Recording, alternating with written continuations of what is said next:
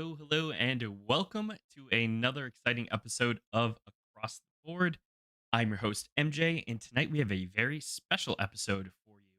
This is the Breeding AMA show with third time CEO Ian Cummings. Ian should be here any minute now, just waiting for him to pop in. Going to make sure I have that connection open. It looks like it is up for him, so he will be here any second. But in the meantime, chat, how are we doing tonight? I want to give a big shout out to Sheldakar and third time Paul for the recent follows. Looks like Ian just popped in. We'll get him in here. Super excited for tonight's show. There we go. Hey, Ian, how you doing?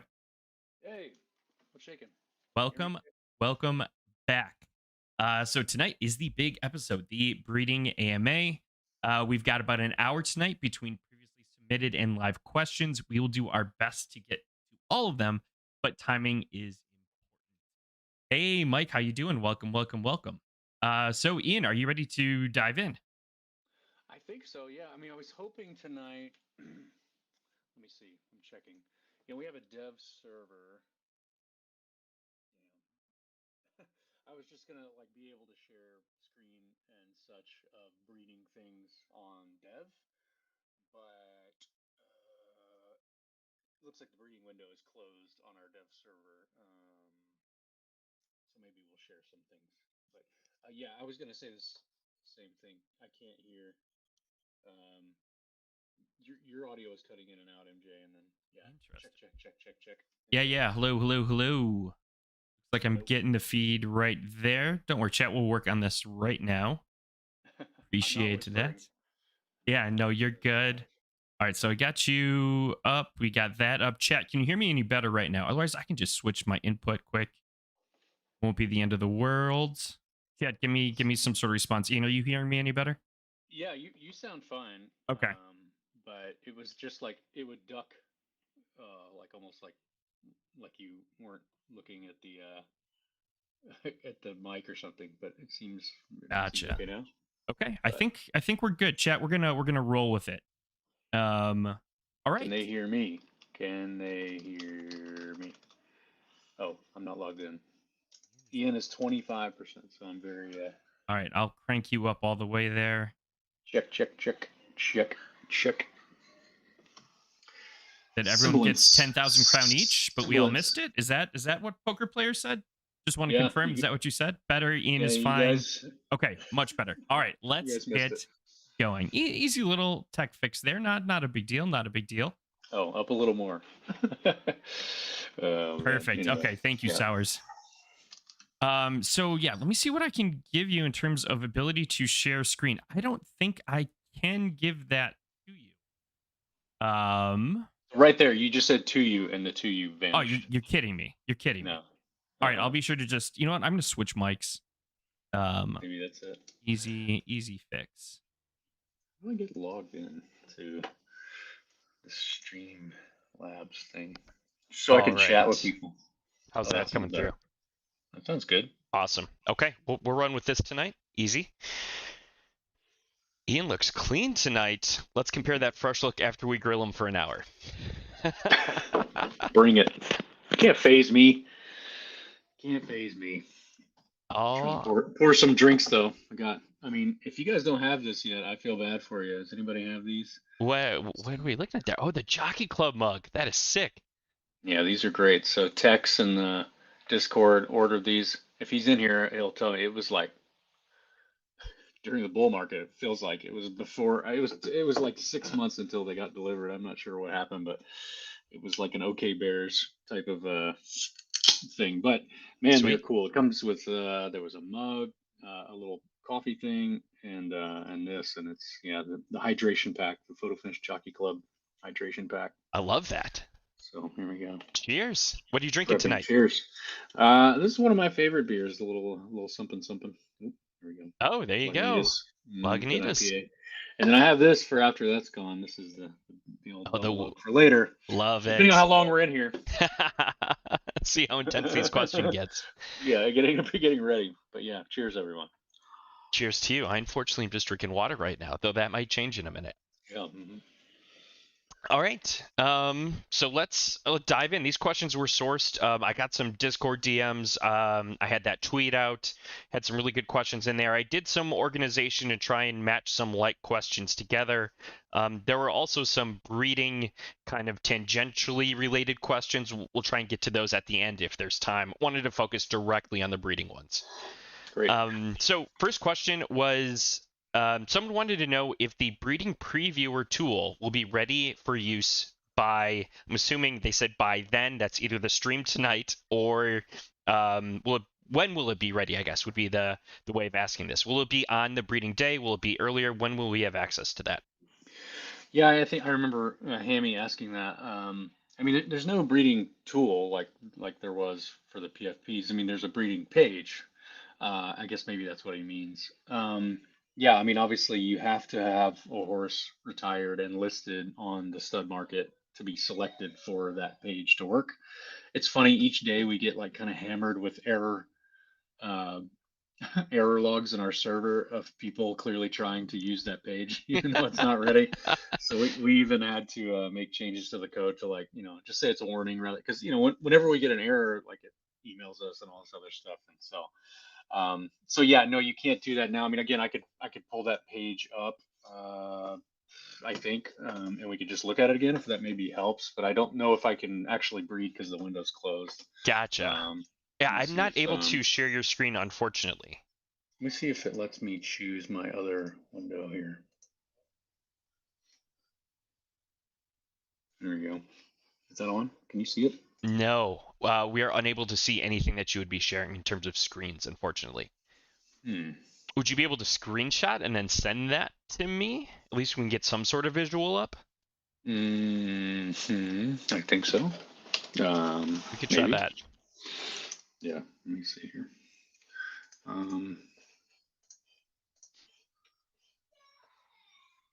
Excuse my yelling kids. No worries there. All right. So let's see, and then I guess I can just let me stop sharing. Yeah, I'll drop it over on Twitter, I guess. Cool. So we can get a look at. I assume that's what he's talking about. Is this page? So I guess you can share your own screen, just not mine. Yeah, absolutely. Weird. We'll throw this up. We'll just switch here. Boom. And we'll get a little zoom on there for you, chat, just so you can see it a little better. Right. So that's the main page that I guess he's talking about. If you can zoom and see, but yeah, basically you're just choosing between two horses. It shows you how they stack up, some of their stats, and then the breeding report is the thing that's free for the jockey club execs, but otherwise it costs Derby. Those are the really in-depth analysis of the breed, so it's kind of a it's a preview. It's like if you, I mean, we tried to model it after these things that we saw in real life, which were kind of wild. Which is, you take two DNA samples from the two horses and send them to a lab, and they tell you what they think is going to happen. It's funny at the top level, a lot of top breeders are doing that now, I hear. But anyway, that's what it sort of does. It runs a simulation of some large amount, maybe 1,000 simulations, and I think you've even covered it on stream before. It kind of does the box and whiskers and shows you, Yep. The different areas of where it's likely to land. Of course, it could fall, at the edge of the range, or majority of the time it'll be there in the middle. And as you, over time, I think here in the first few seasons or whatever, it's like, you get kind of pretty tight, understandable things, like because everyone's sort of similar, but over time you can start getting these really wild ranges, or even really super tight ranges. If you keep hammering down a bloodline, then it's just like farther and farther and farther. It's going to be like very predictable what the offspring is going to have in a certain attribute if that attribute has been strengthened, over time. So, oh, there's Tex. Yeah, Tex, get us another round of the. I mean, we should also definitely do like polos or something. That would be sick. Mhm. All right, so I you kind of answered a few questions there. One, appreciate the visual, and then two, just that was something I thought of was is this kind of first round of breeding going to be more, I guess, for lack of better word, straightforward or more direct in kind of what we can, in theory, I know it's going to fall on a range, but expect from an outcome. And I like how you said that, over time as things kind of get mixed in, it can get a little more wild, but you can also really hammer some aspects or maybe attributes down, which is really cool. Yeah, I mean it's really really interesting and compelling how it works out. And one of my favorite things that I often say about it is how I'm not in control of it. None of us are. Life finds a way. It's Jurassic Park, and it's genes and it's genetics, and it's been a goal of ours forever to have that. Now, of course, there's certain things we are controlling, and we make sure that we're tuning and trying to get right. But at the top level, what all these Gen Zero horses have been embedded with as genes is what's going to go on. And so, in terms of your first question there, like, yeah, we all sort of know that the Gen Zero population is relatively, I keep making sure I say the word right. I think it's homogeneous, but idea that they're relatively similar in their genes. Now, there is a lot of randomness that can happen, but I mean, I think you heard that it was really interesting to see the first beta. uh, Folks in the Discord were just like, these guys acted like it was genetics.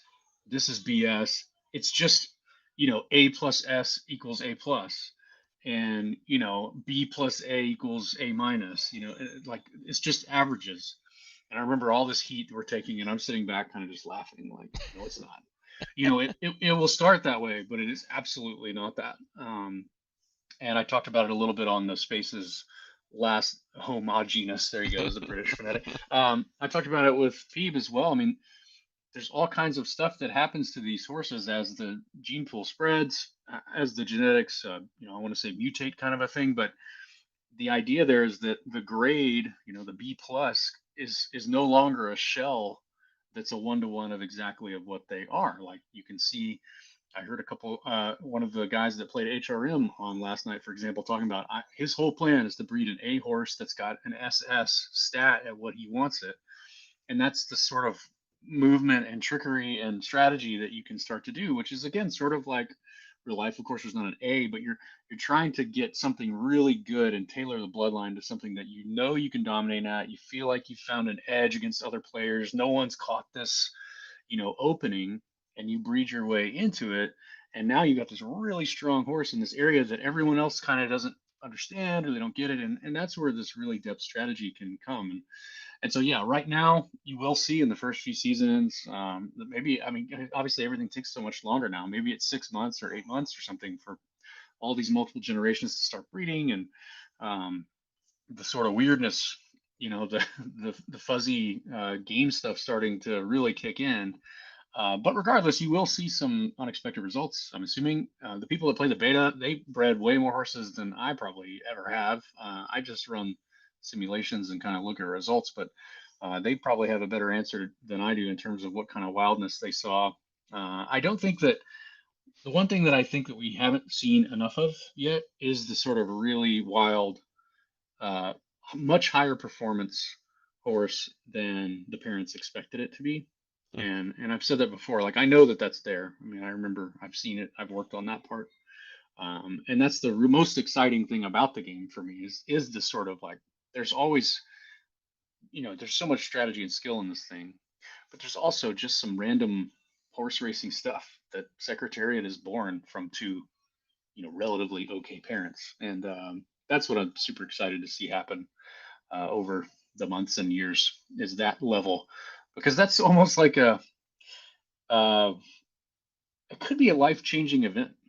It's kind of I hate to Yeah. put too much on it, but like if someone comes out of nowhere with just like two horses and they barely scraped enough to get those together, them and their four buddies, and they put it in and they just raced and raced and they had a good stud, and then all of a sudden it's just like the top bred horse in the game, the number one stud, because that's the one that was the perfect, all the stars aligned. It's awesome.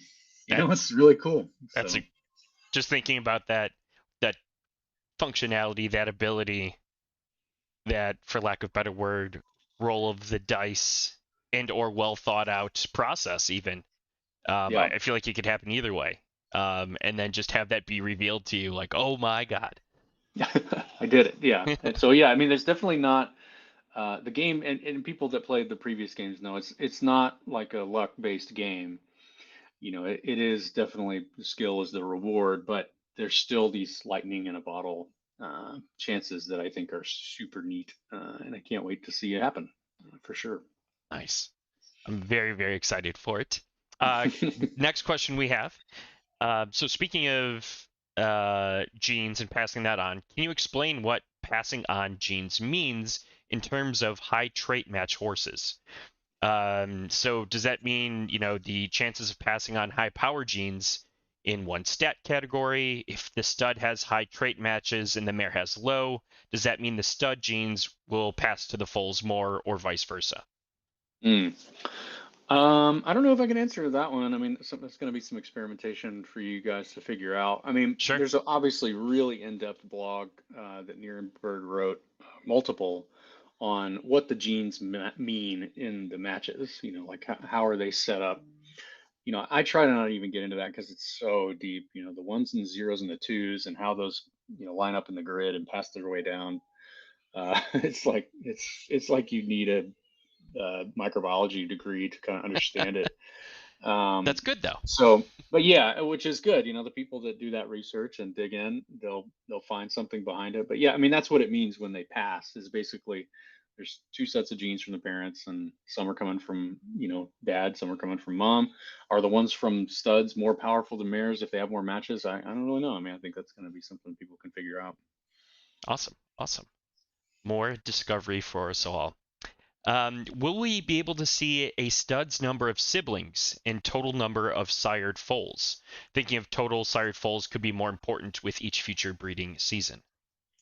Yeah, so I'll send you another screen Sure. of this page. Actually, I mean, I guess it just checked in, but you guys probably don't see any data in it. It just pushed tonight, the stats page with the breeding in it, but I can send you one that has some dev data in it at least, and we can look at it. Let's see, pull it back up. Yeah, boink. All right. And boom, magic. So a little small, but Oh, is it? what I'll we're be seeing zoomed. here is basically the rank, horse name, stable name, stud fee, progeny earnings, runners, winners, average progeny win distance. That's cool. Chief earner, average progeny earnings per start, and average progeny best fleet figure. That's awesome. Yeah, so this has been, a long time coming, and it required a pretty big just tech investment for us to kind of really set up um, all of our data to be queried in a nice and easy way and put into pages. But we're super stoked because this is, we I think we have about 10 of these pages near launch, and just the four we went ahead and got out quickly. But yeah, we can now do a lot of this like really easy on our side to show stats and leaderboards. I mean, I think that's like absolutely critical. Everyone, and when you look back at our previous games, it's like not everyone's going to be number one. Not everyone's going to be running in a virtual derby, but like, hey, you have the best turf time on 6 furlongs. Like you still can hang your hat on that. There's Yeah, always something to compete for. And so that's the stuff that's coming next as well. But yeah, this one's really, really helpful, of course, when you're trying to search for studs to see it's really kind of useless now, right? No one's got any sure. racing history. But now, when you think about 4 to 5 months from now, as all these studs have had multiple offspring, and you can now start to see, I think that's what's Pete has talked about. A lot of people have talked about it, like how this game and how we talk about it is going to change so dramatically when we leave the world of like tickets and matches and stuff, and then now it becomes about the stats of the progeny and how their brothers and sisters ran, and you start to look and see, wow, this horse, despite what he looks like on paper, is churning out great routers on dirt. And that's sort of the new way that the market will then react. And I can't remember who said it last night. Gavone, who kept saying it on the Twitter Spaces, that water finds its level. And I thought that was just a great saying. He said it like 10 times because it is. It's like if you let this stuff sort of play out, the market will also play out with it. So anyway, yeah, super neat. Very cool. Next question we have is pertaining to the breeding reports. If you buy a horse during the breeding window, do you get the 10 breeding reports immediately, or is it the season after? No, it'd be after. Basically, when the season rolls over, um, however many mares are in your stable, that's how many inventory pops you'd get right then. Gotcha. Yeah, I think that's if I remember right, I believe that's how it'll be. Or that, well, sorry, we decided what is 10 per mare. So it's quite a lot. But yeah, if you have mares, you'll want them in your stable when the season rolls, and then you would get those dropped in, just like the Derby airdrop. There'll be these new inventory things. Cool. Pretty straightforward, pretty easy answer there. Can you confirm if season 4 will have breeding during the last week, like season 3? Do we know in what season it will revert breeding the first week? And then, kind of as a similar question, would the team consider moving the breeding window up 1 week each season until it is in that first week? I hadn't thought about that. We were planning on next season it being at the end again. Again, we're just trying to keep racing going as long as we can, and so that gives more people more time to race before they got to make that call to breed. Um, so, I think the idea of season 5 going to like, all right, now it's in week 3, and then season 6 is in week 2. That would be fine. I guess I mean, we were planning on, I think, at season 5 just going back to the first week. But I'll see if anybody cares. I don't think it matters. I'd be open to it. More racing, the better. And I guess on season 5, if there's not enough foals ready to roll or whatever, you're right, then then we could definitely keep doing that until the Gen 1s start racing. That's really the whole point of it. And just to confirm, this was another question that Gen 1 will not be ready until season 2. There's a question about will they be race ready after the first season to keep racing momentum, or is that still set on season 2? The numbers are weird because but okay, so we're in 3 because they're all 3. They're Correct. named after Yes. the age. Yes. So at the end of this season, or next week, Yeah. a bunch of mares get pregnant. So then in season 4, babies are born. Season 5, they're 1. Season 6, they juvenile race. Okay, so no racing immediately after being born in these initial seasons to keep up racing momentum, just confirming that. Yeah, I mean, I know a lot of people talked about it. It's certainly something that would help things, but it's also like just really weird and hard coded and doesn't make it's like doesn't Yeah. fit the fiction. And I think there's other things that we've got to do still anyway. That I mean, I think every talk we've had, everyone needs to be prepared for sort of the doldrums of all these horses heading out to the pasture instead of racing, and just be okay with it. I don't know. It's like everyone's like, oh, I gotta get the crown token up. I gotta get the derby up. I gotta do everything. And I understand the patience because believe me, I want it to be there too. Like we've been working on it for a long time. But at the same time, it's like, well, a year from now, we'll look back and won't remember, and it's like it's gonna be 50,000 or I don't know, 20,000 horses racing, and we won't care. So yeah, it's gonna be challenging couple seasons, no doubt about it. But I think we all hopefully know we've always known that it's coming, and we'll try to find ways to mitigate it. I think there's always like some things that we can do that are interesting that can improve the sort of slack time. Okay. Next question is, should users breed boosted tickets that haven't found their best distance yet, or race them another season to find their best distance? It would make breeding less random down the line, question mark.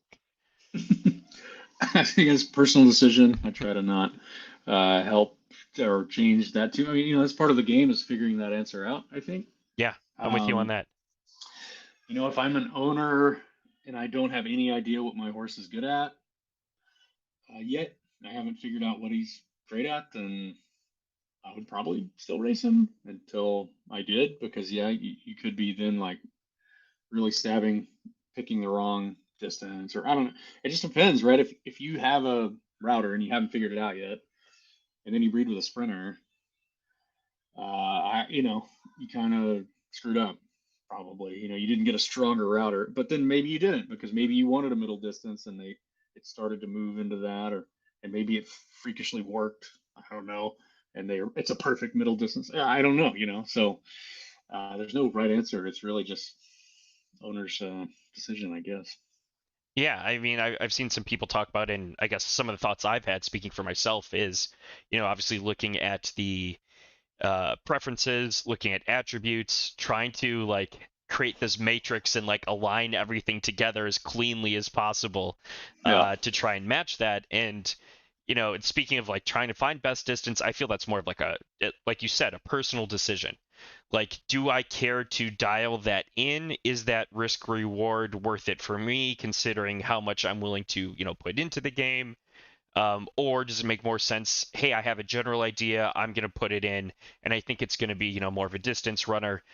I feel confident in that. So yeah, I mean, it definitely is personal choice. I Yeah. think it depends on your stable setup, depends on your financial situation, all of those things kind of coming together and aligning.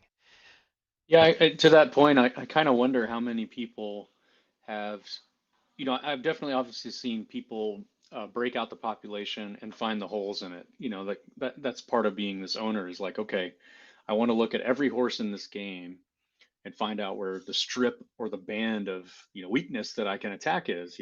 That's part of it, part of the strategy. Like, find an area that you can have an edge.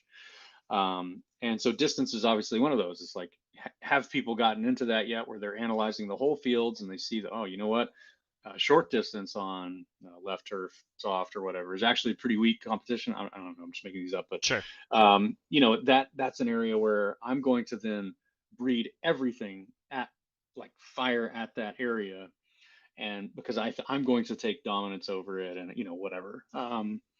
That's, some people do that. Other people just like, oh, I just want long distance horses. I don't really care, or actually all I want is left turf firm because I care about the Derby, whatever. So it's just really, I mean, you saw so many different strategies in Horse Racing Manager. It was so interesting as it grew and got different, and new players came in, and in that game, with like the Wolofs of the world, the people that you can see in our Discord that have been around for a long time, they had gotten it down to a science. They had really figured out, and of course they kind of broke the game, but the difference there being, the horses that you bred with in Horse Racing Manager were always preset, so everyone could go and go like, oh well, I want to go breed with Prickly Pete because I know that that's going to give me a boost in this and a drop in that. Whereas in this game, it's like, who knows, a lot more genetic stuff is going to happen. But anyway, you get a lot of that copycat for success, but then it might not work for you. And like you said, your budget, wherever you're going to go, is really up to you. Yeah, that's a really interesting answer, and I think that really speaks to the accessibility that we talked about last time you were on. Of like, oh my gosh, you don't have to be just the biggest whale. Find your niche that you can run or play and try and double down on that if you can afford to. And you know, everyone's gonna have. There are so many different layers to the strategy, to the opportunity, which I think is really exciting. Yeah, that's the hope, right? I mean, that's the itch we've always wanted to scratch, is a game that you really cannot crack, you can't beat.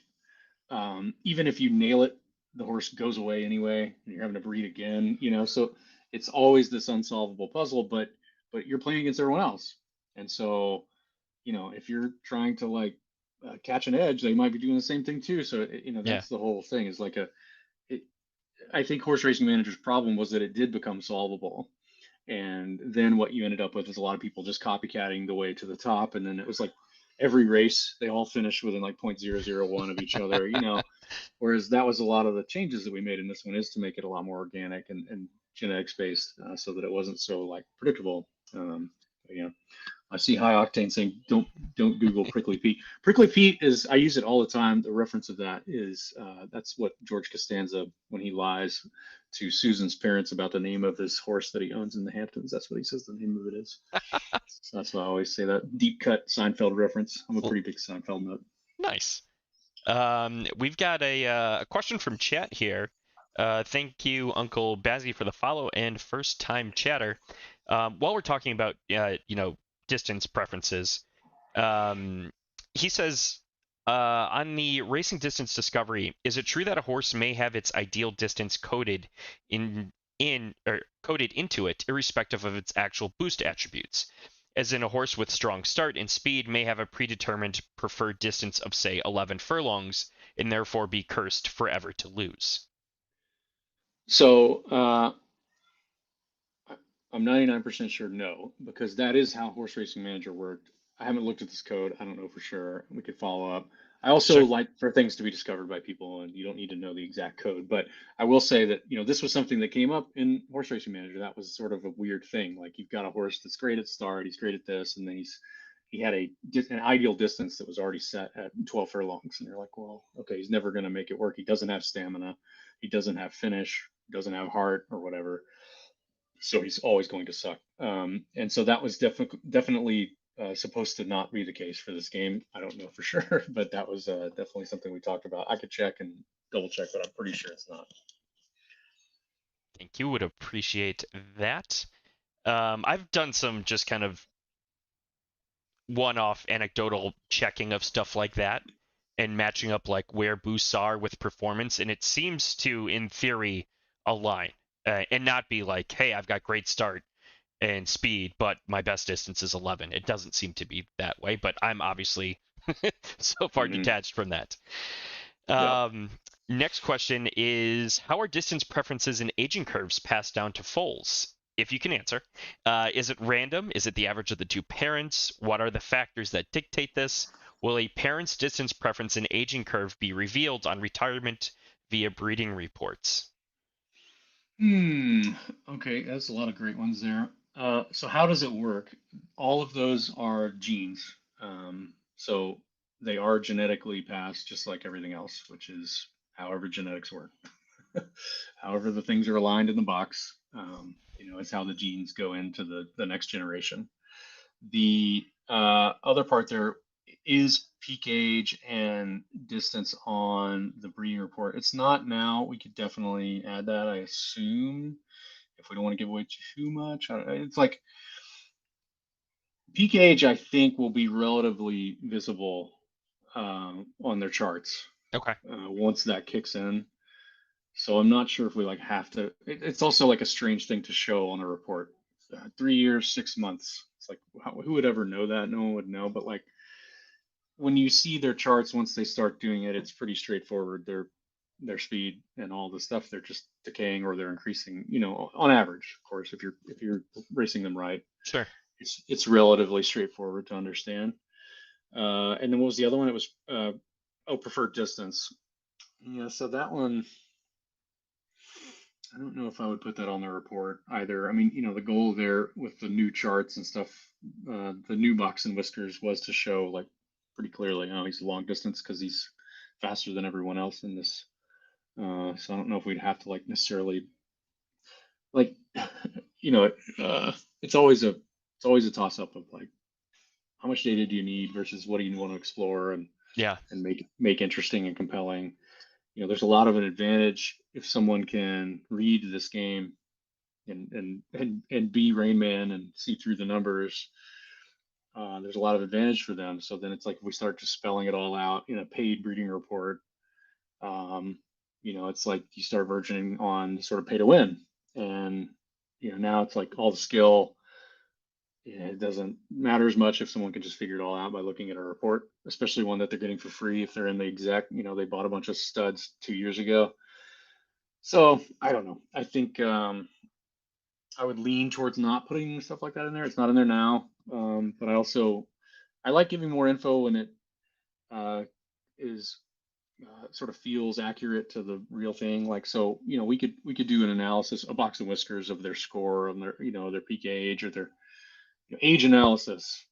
just show like a curve or something that's a little more rather than like uh, decline started at age 5 and 2 months and or whatever. Something that's like really Sure. gives it away, I Yeah. suppose. Mm, Gotta leave some things still up to discovery. yeah, Don't give us all the there's a lot answers. to discover. There's a ton to discover. So I always do think, like, well, maybe we should throw them a bone. Uh, there's a lot to learn, but I don't know that one. I would say it's probably not. It's like the whole magic of the late metagame of this game is this sort of breeding and where it goes from there. So like letting people crack the code is kind of against the whole point of it. Um, Yeah. And please, yeah, pay to win. I liked your comment there. Not a fan of that personally. And so appreciate, keeping some of those things still under wraps. yeah. Um, Next question. If I want to change track preference to, let's say, turf, is the assumption to breed high boost turf with low boost dirt? Will breeding two high value boost preferences cancel each other out? You'd have to try and see, because I really don't know that one. I mean, I know in Horse Racing Manager it was you would want to have started with like a low, you're trying to push it the other way Hmm. when we first started. So like if you've got two strong ones, they'd be pulling at each other. So you're trying to, magnet it to the other side. But I don't know how that works anymore.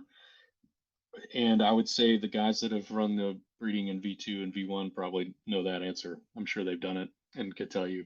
Um, so somebody experienced this in the chat that I feel like Soulmate pulled one across. I feel like Solonot might have even done it too. Like they pulled one into a totally different um, preference, and I wonder how long it took. I can't remember, but I know it happened. Interesting. Well, hopefully we'll find out soon as more people start breeding. Hmm. Um, Then we've got another question from Chet here. Fully Automatic says, in beta, I noticed stats all having the same stats percentages. Was that a beta thing, or will we see more stat variance in live? I'm not sure what he means there. More. I wonder if Um, that's like the grade, possibly referring to that, like the individual attribute grades. uh, yeah, I don't know. Yeah, We'll wait and I see don't. if Fully There's Automatic stats percentages. Yeah, I follows don't up know what with it that. means. Uncle Bazzy says, are high matches not going to produce us monster horses anymore? They sure should help a lot. I mean, that's the whole kind of thesis there. They've got stronger genes to pass. They've got more likelihood of a strong gene going across. So I think they're still good. Not much has changed there. So I would imagine, yeah, I like uh, I don't like that inbreed them. that you But yeah, implemented that. I feel like that's a generation, -1, and just like, hey, you're breeding like with like, you're compounding things. They're going to, pass on well. They're going to have a higher chance, and then that carries down. I think that was a really cool little touch to add onto the whole experience, and a great use of a PFP. yeah. I mean, I think if I look back on the whole PFPs and the breeding, I think there's a few things that definitely didn't work out how we expected.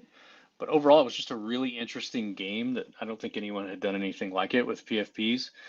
I think when I also look back, I think we just made it so complicated. Like right now, if you want to sell a PFP or you want to buy a PFP, it's like you need an encyclopedia to figure out what they're worth, or it's like a really difficult thing. They got the crown, they got all this other stuff. Uh, but again, I think that little tickle of a game mechanic is what attracted this community to us. That like, hey, we're trying to make something that is a long game. It's hard to play. It's hard to understand, but those that are into it will be rewarded. Um, and yeah, so in that respect, I think it's still a pretty big success. But yeah, still, I mean, it's it's still wild looking at the breeding page and like their dad was a unicorn with glasses or whatever. It's strange, so I'm kind of looking forward to that all going away because it's also really hard to explain to like new people. Like when I first started meeting with Churchill Downs, Hmm. they're like, "So where did the first horses come from?" And you're just like, "Don't worry about it. It's too hard to explain. Forget it." Yeah. Any reasons outside of true foul play, like a hack, that the team would revert any successful breeds Revert a successful breed? or do anything to alter a breed? I don't think we even. I mean, I guess we could, but no. There's no. Yeah, I mean that's the whole gist. That the horses do what they do, and we don't control it. So I can't imagine. I mean, even a hack like, yeah, I don't know. I don't know how that you'd even. Who knows, of course, but Sure. I'm not sure what hack could be done to their genetics. I mean, I'm telling you personally, I can't change. I can't make a horse do what I want it to do in a breed. It runs a pure genetic simulation. Like there's no like, well, average these two together. There's none of that. So there's Yeah. literally like, so yeah, I guess, could we revert? Let's say there's a bug. Let's say that. Two two B minus, two D minuses somehow breed an Omega, an SSS plus. They run off the edge. They do a buffer underrun exploit and they run it down. Would we take that off? I don't know. I mean, probably not. We'd probably let it race and say, "Hey, man, that was nature. Wow. Nature All found right. a way," and It's then we'd that then we'd happens. patch it. But you're right. That's sort of what you'd say, I guess. But let's hope to God we don't have to deal Yes, absolutely. with that. All right, so now we've got some additional questions. Some of these kind of breeding related, some not as much. Um, so with new horses coming into the game, um, is there any play to kind of pair that with attracting new players in the next months? Press, further website changes, marketing, etc. Any comments on the timing of that? No, I mean that's kind of always been the plan. Is uh, let the first few seasons marinate because we know it's going to be a little bit of a downtime. That also lets us tune and get everything dialed in and make sure everyone sort of understands what's going on. And running UA or marketing right now is kind of dumb because there's not really many horses they could buy. We could get some. I mean, I want to say there's none because we obviously have horse tickets for sale still, more than I thought we would. But regardless, it feels like there's no reason to really try and do a big push until we feel ready. And I feel like we're close. We all sort of internally talk a lot about, the July 3rd, the end of this season. July, I guess probably the 3rd is when it happens. Yeah. That'll be sort of the proof that everything works. Hmm. Um, that'll be the first time new foals are born. A new rollover there. We'll have gone through a breeding period.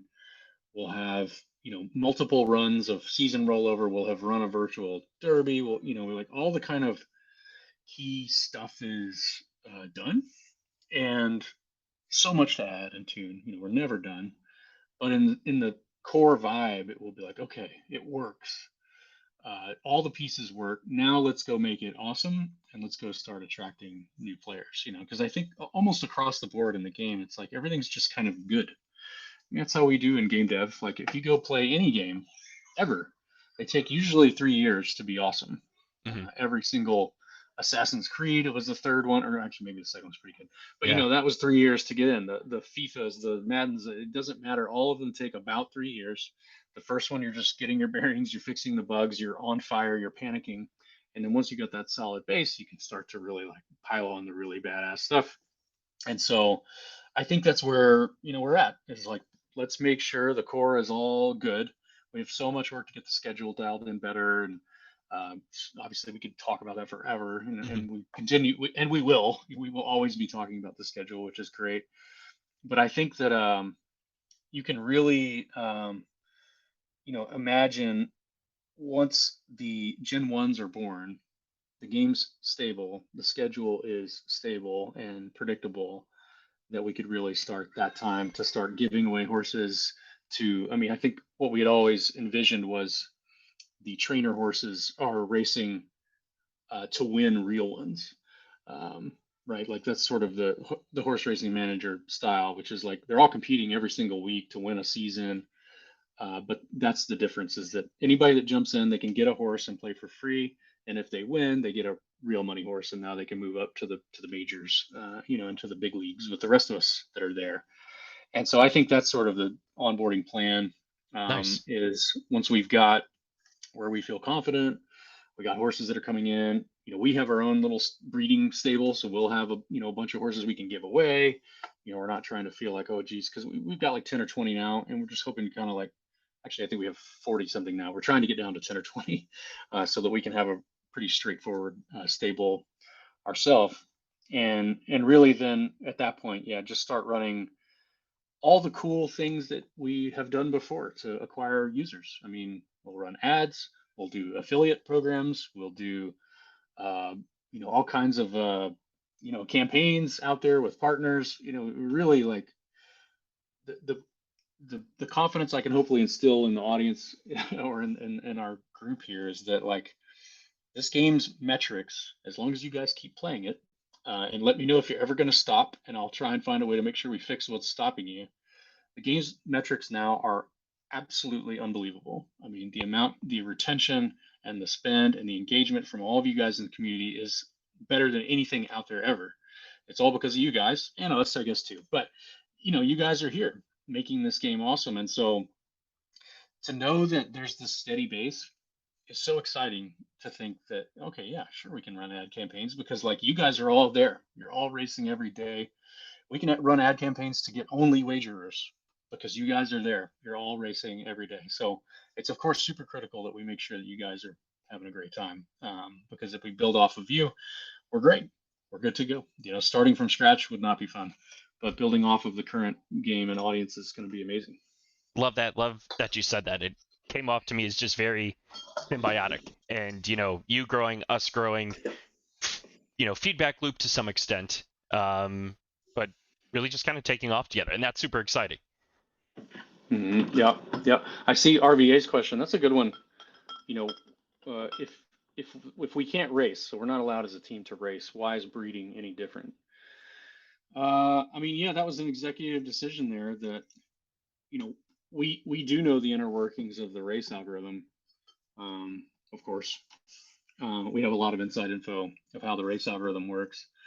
The genetic algorithm for breeding is a lot more out of our control. And of course, you do have to trust us. But at the same time, like that ability for us to have a stable that we don't race, but that we just use to give horses away in a authentic way felt like kind of a no-brainer.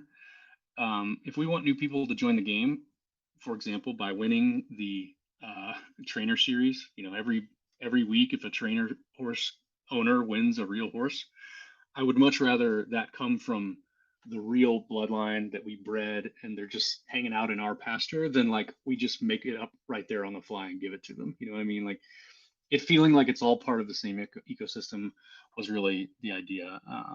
Again, it's not like we have any undue advantage to breeding. We're just breeding our crew so that we can give them away, as opposed to like we're racing against you guys and taking your money. Like that feels a pretty big difference to me. But of course, I will admit, I mean, you got some modicum of trust there that we're not going to do something crazy or we've got some secret code and we're breeding SS pluses when you guys aren't. But I mean, we're obviously not. We're doing the same thing that everyone else is. We don't have any inside. The genes are the genes, and we can't really sway anything. And my point really actually isn't to make a badass super horse out of our stable. Like I don't, we're going to breed them to make sense, but it's really to have horses to give away in a marketing standpoint rather than we're going to. Because what would the point of us breeding the best horse in the world be when we can't race it? It's just really to it's just to have some freebies out in the old pasture. And along with that too, like there'd be complete transparency. Like you could see the whole lineage. Bloodline. You can see, everything in there. So you can you can look back if you have questions. You do the same research you would do if they were your horses. No different. Mm-hmm. And I see Uncle Bazzy's question there. Perfect. Yeah, I mean the plan was that we were going to put them out public so anyone could breed with them as well. I don't see any reason why not. The only difference would be like when we get to a very large stable size, if we want to make sure that we're having to breed a lot ourselves, and we need to get more in for whatever reason. Let's say we need 100 horses, then we might have to go private so that we can make sure we get enough for the next generation. But the idea would not be that. I mean, I think it's if we get studs, they're just up and we're breeding with them just like everybody else. Awesome. All right. We've got some kind of non-breeding related questions. I know we're coming up on the hour, so you're ready for a quick little rapid fire. Always. All right. Will game dynamics stay the same through season 4 and 5 as far as 24-hour cooldown before racing again?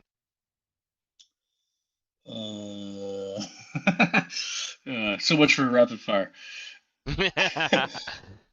As of right now, it's not changing. Okay. I know there's so much concern around injuries starting and all that other stuff. So how about I commit to maybe? I'm not sure. Done. Will PFL for certain implement a rating system to replace grades? Sours. No, I mean I'm loving where the discussion was going for the rating system that we were talking about last night on the spaces. I don't think it replaces grades. I don't think it has to. I've said that before. I still like grades. Maybe they become less of an issue, or they're just like a logo on your baseball card, as opposed to it being such a critical element. I think that will actually naturally happen anyway over time, as they change and the genes change and all that stuff. But I'm loving some of the discussion, and there's surely some stuff to try in the rating system, whether it ends up perfect or not. I love hearing how it works in Australia and the UK, and it's absolutely worth looking at because it's really it could really help solve some of these problems that we have now, especially early in the population. And then finally, are we getting an offer button for horses? Yeah, I don't know when, but yeah, that's been at the top of my. I hate to be the keeper, but yeah, that one, as well as full share agreements and royalties to stud owners. All of those have been in my task list for a long time, and I've failed you all as a developer to get them done. Just like too much shit going on, but I do want to get all those in, of course. When, I'm not sure, but I'm trying my ass off for sure. Awesome. Well, that wraps up all the questions. We clocked in at 59 minutes and 40 seconds just now. So thank you, Nice. chat. Thank you, everyone. Ian, any final comments, words, thoughts before we head out for the night? No, I mean, again, I guess the main thing I could say is, of course, thanks everybody. This is always fun to do. You're a great host as well. It's always enjoyable. Thank you. The questions are great. And I love doing these the more that I can. I'm absolutely happy to. We get bogged down in the details. We all sort of can get frustrated with certain things. But I think as long as we do try to remember, I think like you said earlier, like we're all aligned. And the objectives are the same for all of us, and we just help solve the problems each other and together. Like it should never. I feel like things have gotten a lot better lately. That's not so adversarial. I know there's things that are frustrating. There's things that frustrate me constantly too, but we're all like working on it, and this game again is like, I mean, I can't understate enough how unbelievable the metrics are, and which means how special it is for a long-term future game. So, eyes on the prize, thinking about what horses you're going to give to your kids, and this level of game maybe helps people sort of understand. Speaking of kids, are you coming in? Yeah, my daughter wants to say hi. Say hi. Good night. Hey. There you go. And the other one? Welcome. This is what I did for Secure. I just went down and pressed the button for Uno, and I did this. Yeah. Adorable. So my 5-year-old just won her first Fall Guys match. Nice. Yeah. Congratulations to her. That's awesome. I have not won a Fall Guys match yet, and my 5-year-old did. We they're getting there. Every time you come on now, I'll need a Fall Guys update from you and your daughter. Yeah, see how she's progressing. What new skins has she unlocked? I know, it's wild. It's crazy. I mean, like 2, 3 weeks ago, she would play it because my son's 11. He's like pro gamer almost at this point. He's amazing at everything, and she tried to copy him and try and play it more when she would see him, and it's just like. 2 weeks ago, she couldn't figure out the buttons. She's just, falling off cliffs and all that stuff. And I mean, it's literally 2 weeks, and now she's winning. I'm like, oh That's my awesome. God.